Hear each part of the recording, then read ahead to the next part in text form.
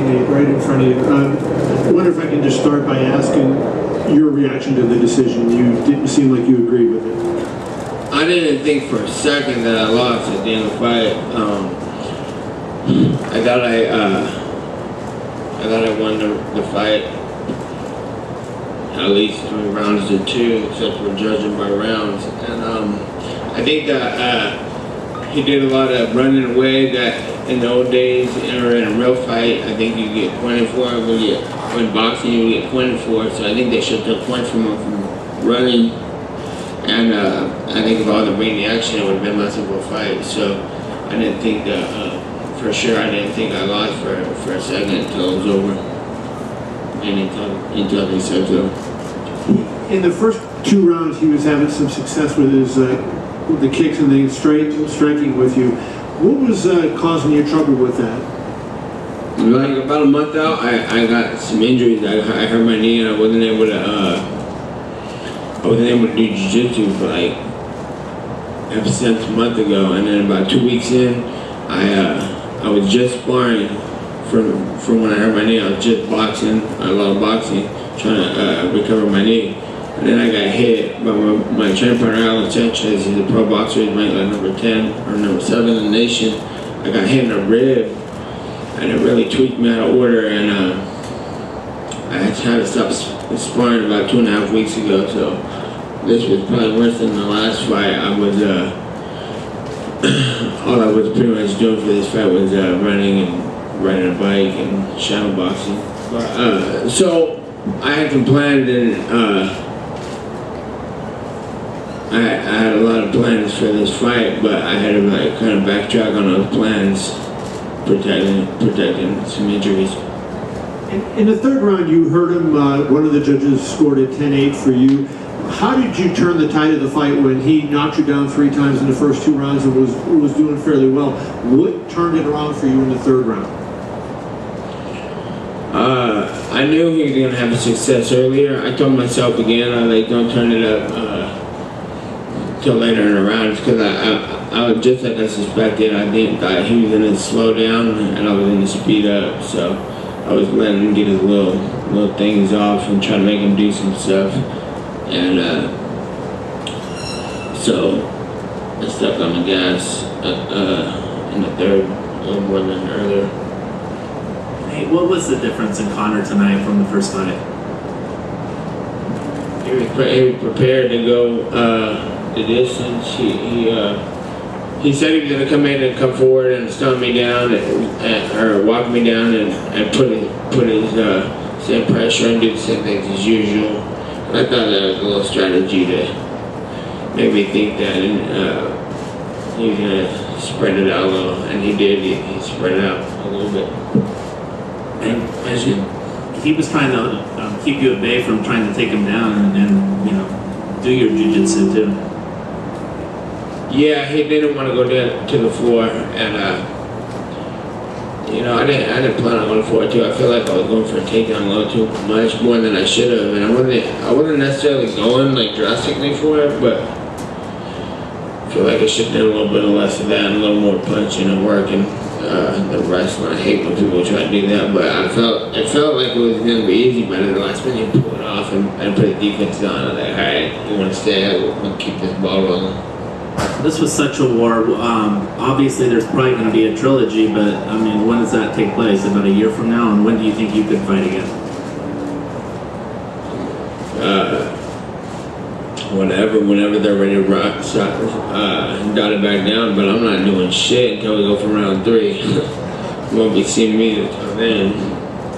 And if they want to set it up as soon as possible, let's do it. But I don't think it's a very good business move for him to be taking any other fights. And he's a businessman, so let's see what happens.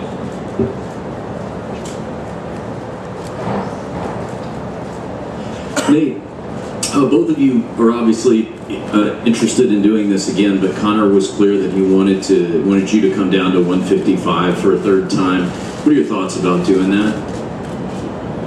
I've been a lightweight the whole time. I think I walked into the cage tonight probably 177, 76, 75 probably. Fuck, maybe lighter. I believe that, yeah, hell yeah. That's why I wanted this fight so I could have a six-pack. You know you want to get a picture with a six-pack. So if he wants it at 155, you're down for that too. That's what you're saying, right? Yeah, either or. Let me ask you about his takedown defense, because you got a takedown on him at near the end of the fight, but he was able to defend some other ones, and that's been kind of an open criticism about him, or maybe an unanswered question. From your grappling background, how did you gauge his takedown defense against what you were trying to accomplish? I wasn't really pushing too hard for the takedown, you know. I was just in a position to not. I don't want Jake and Gilroy to be like, why didn't you dip this guy when you had the chance? But, you know, so I was giving a little attempts, but I don't sit down and work on the takedown that hard, because I usually go with the path of least resistance, you know. I'm like, we're here to ride, but we're here to go around, and we're here to lift weights, you know. I'm here for throw some punches, maybe try to get a wrestling match. Just one more, if I could. In the third round, of course, that was the 10-8 round one judge gave you on the scorecards. That also seemed to be where Conor's energy level and the power in his punches really dipped. I mean, from your read inside the cage, was that your gauge of it as well, that the starch had gone out of his punches at that point? No, I think I just got warmed up too, and usually about that time he died out the last time that I picked up. So I was on and off the gas a little bit more after that mark, I think. You're talking like the second round, right? About the end of the second. End of the second, middle of the second. Yeah, probably about right there. I started stepping on it a little harder. Nate, congratulations on a great fight. Obviously, you know, you always put on memorable fights, and people have been talking about the fact that you're finally getting paid, you're finally getting your due. Even though you lost tonight, how good does that make you feel to be getting what you believe you've deserved for such a long time? Still not enough. Well, I mean, if you were to do this again, I would believe you'd make even more then. Would you say you needed to make the same amount as Conor? I know this isn't just about the money, but... It's always going to be more than that. Always more. It's never going to be enough. Look at my face. You know what I'm saying? And I'm okay. You know what I'm saying? Some people got this face and they're in the back crying somewhere probably, you know? It's always going to be more. And until people start saying that and represent for that, I don't even know what you're doing this for. And if you don't think like that, you don't work hard enough. You know what I'm saying? So it's like, I put it on the line. I could either have been here or I could have been, you know what I'm saying, a retired fighter coaching new fighters, you know? So I think getting here fighting is a good cause for causing a scene and spitting out what I feel I deserve. And if you're not spitting what you feel you deserve, if you're okay with it, then you don't work hard enough. And that's where I'm at, and that's why they're where they're at, anybody. And in terms of your injuries, obviously, you mentioned the ones that you had before the fight. We know that Conor's shin is very bad right now. Other than, you know, what you just mentioned here with your face, are you feeling okay though? I mean, are you very badly hurt at all? Yeah. Hello, Sam. Yeah, I think he's going to the hospital, I think, and then I'm going to the after party. So. I'm going to after party I like come through. It's all good, and my brother's gonna be there too. They let him in there. That's cool. Yeah, that's where I'm going. Keep the money. Thanks for letting my brother in. Where's the party? Where's that like? He wants to go to Party, huh? Motherfucker's ready. Nate,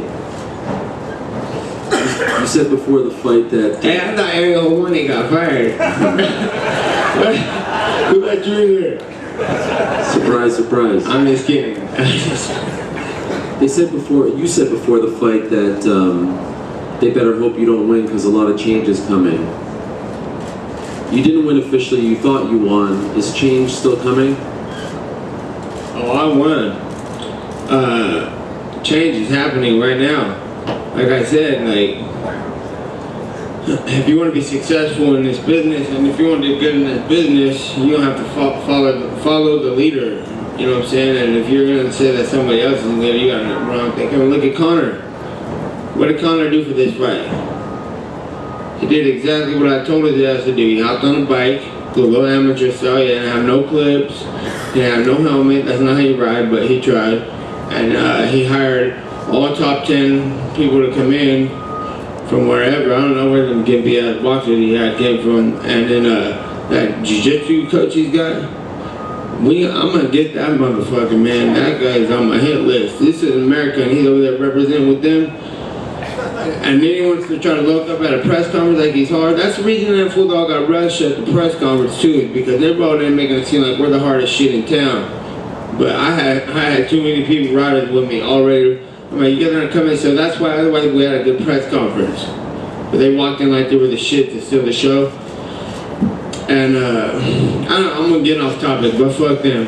But what I was saying was, he followed the leader, man. He hired these people and that was a good job. You know what I'm saying? But who taught you how to do that? Your sensei here, man. It's like, follow the leader as far as the martial artist, follow the leader as far as the businessman. Like, if you think that I'm tripping and just talking on my ass, then you're obviously not that bright. Because I've been supposed to have been fired already 20 times from this organization. And look where I'm at now. Still doing my thing on the main card, doing my thing. And I just hope Ariel Hawani don't get kicked out again, man. You know. Thank you. And just another question for you, Nate. Just to be clear, no single fight out there other than Conor next that you're interested in. You will wait as long as possible. You will not fight again. It's not that I'm waiting, but I don't need to do nothing. Okay. And what exactly are you, just for the record, smoking? This is True. It's True, the True company. It's a CBD. It helps with healing process and inflammation and stuff like that. So you want to get these for before, after the fight, training, and make your life a better place. And then one last one. CBD oil. If you don't know what that is.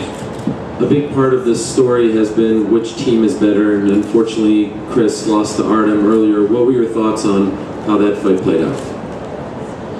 I think it was his first fight in UFC. This is a huge show. He went in there and fought a guy who's been in won the Ultimate Fighter or second place in Ultimate Fighter and had 20, 30 fights, and he's 30 years old or some shit. So he grew up. This is the beginning of his career. And I see a lot of me and my brother and people like that I saw train hard out of the guys. So I think this is just a start for him, and I think he's gonna be more comfortable next time. And the night went how the night went, but Artem didn't do much. What did he do? He just didn't get his ass whooped. That's all he did. So yeah, our team's better, and but you know, I think he's gonna do great in the future. Last question right here. Nate, after the fight, you helped Conor up from the ground. Did you actually speak to him at all? Was that, I know you and your brother both, you know, obviously you're pretty fierce in competition, but you're always, you know, respectful afterwards. So, like, what was going through your mind? Or did you actually say anything to Conor at that point? Yeah, he the fight was over. We just fought 25 minutes. He tried, I tried to take each other out, and it didn't get done. And it's like, hey man, until next time, it's all good. Or until we're set to go again, it's all good. And what do you want me to do? Keep kicking the guy way down? It's like, it's all good. The fight was over. And obviously your brother wasn't able to be in your corner tonight. He had to go through a lot this week. I mean, what were your thoughts on everything that went down with Nick? You know, not having him in your corner, he wasn't allowed to weigh in. You know, what was going through your mind with all that? You know, obviously you wanted him there, but what was going through your mind with that? He does good. He knew what his situation was, and he kind of stayed on my hair and just like left me alone. And then I talked to him, and he's like, oh, I think he's he just kind of told me he's gonna get back in the corner once we get it all figured out, and then I had these guys here for backup. So it's kind of a mess, man. It was really they should let him in. I don't know what the deal with that because I figure it's suspension's up, but no, it didn't mess with me none, but it would have helped. It's always good to have Nick there, you know, next to man. Thanks, Nate. Thanks, everyone. What do you think about those guys with the coach and the arranging for the fights? What The guys with the red coach and they're separating you two before Yeah, the fight. they What did were- you think of that? Yeah, I thought they were, they just wanted the fight to happen. It was all good. That wasn't necessary. When I was waiting for them to say go, so it was all good.